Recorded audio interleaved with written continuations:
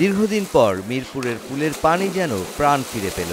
Max group 34তম জাতীয় সাঁতারে বাংলাদেশের 600-রও বেশি সাঁতারুর অংশগ্রহণ। শুরু হলো সাঁতারুদের সবচেয়ে বড় কম্পিটিশন ইভেন্ট। প্রথম দিনেই যেখানে হয়েছে দুটি নতুন জাতীয় রেকর্ড।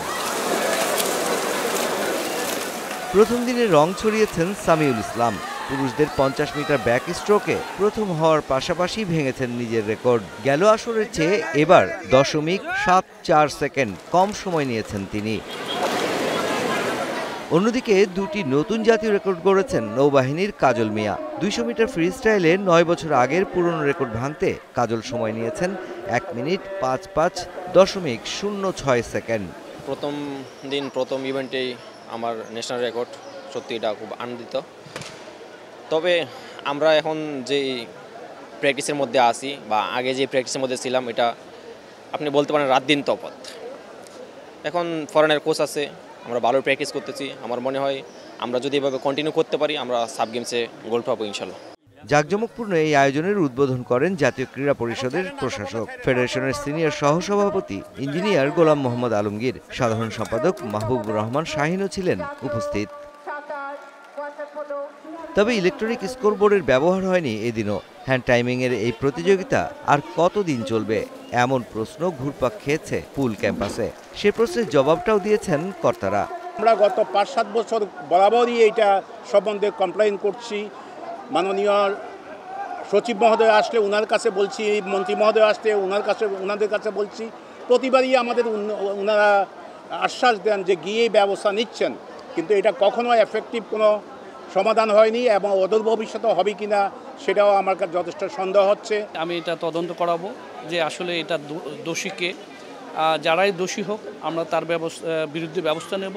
আমরা চেষ্টা করব ইনশাল্লাহ আগামী বছরের ইলেকশনের পরে আমরা এখানে ওনাদের এই স্কোরবোর্ড সহ যেসব কাজ আছে সেগুলি আমরা কিভাবে সলিউশন করতে পারি সেই বিষয়ে আমরা পদক্ষেপ নেব। নদীমাতৃক বাংলাদেশের কোনায় কোনায় ছড়িয়ে ছিটে থাকা সাঁতারুরা সারা বছর অপেক্ষায় থাকেন একটা ইভেন্টের জন্য। এবার জাতীয় সাঁতার, ড্রাইভিং ও ওয়াটার পোলোতে রাখা হয়েছে 4x100 মিটার মিক্সড মিডলে রিলে। এবারই প্রথমবারের মতো পদকের পাশাপাশি প্রাইজ মানির ব্যবস্থা করেছে ফেডারেশন। স্বর্ণজয়ী 2000, রৌপ্যজয়ী 1000 আর ব্রোঞ্জজয়ী পাচ্ছেন 500 টাকা। আর রেকর্ড গড়া সাঁতারু পাবেন 5000 টাকার অর্থ পুরস্কার। বাংলাদেশ সুইমিং ফেডারেশন এবং বর্তমান যে সরকার আছে সেই সরকার যে উদ্যোগ নিয়েছেন, পাশাপাশি যে পুরস্কৃত করা হয়েছে অর্থ দিয়ে, সেটা দেখার পরে দেখা গেল যে ব্যক্তিটা পুরস্কার পেল তার ভিতরে একটা উৎসাহ জাগে এবং পরবর্তী জেনারেশন যারা আসতেছে তারাও এই পুরস্কারে পেয়ে তাদের ভিতরে একটা অন্যরকম একটা উৎসাহ ধারণ করতে পারে। আমাদের দেশে স্পন্সর প্রতিষ্ঠান খুবই কম, খুব সীমাবদ্ধতার মধ্যেই আমাদেরকে আগাতে হয়। তো আমি এবার যেটা রেখেছি তার চেয়ে অবশ্যই আমি কমিটমেন্ট করতে পারি যে আগামী সাঁতারে এর চেয়ে বেটার হবে। তবে গেল কয়েক মাসে সাঁতারে এসেছে কিছুটা পরিবর্তন। সাউথ এশিয়ান গেমস সামনে রেখে ইজিপশিয়ান কোচের ট্রেনিংয়ে ফল পাচ্ছেন সাঁতারুরা। নতুন জাতীয় রেকর্ড যার অনন্য উদাহরণ। And the first day we had already break the 5 national records, so 2 for each group swimmer and then আয়োজনটা সত্যি অসাধারণ। একসাথে এত সাঁতারু আমি অভিভূত। আমরা এসএ গেমসের জন্য ক্যাম্প করছি। আসরটায় ছাত্রদের ঝালিয়ে নিলাম, ওরা খুবই ভালো করছে। আসলে আমাদের মূল লক্ষ্য আন্তর্জাতিক আসরে পদক জেতা, সেখানে এসএ গেমস আমাদের মূল লক্ষ্য।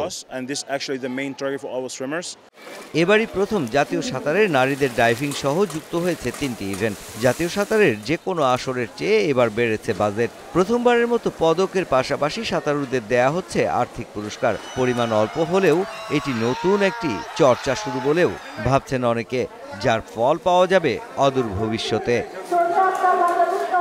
Mushfiqur Rahman, star news, Dhaka.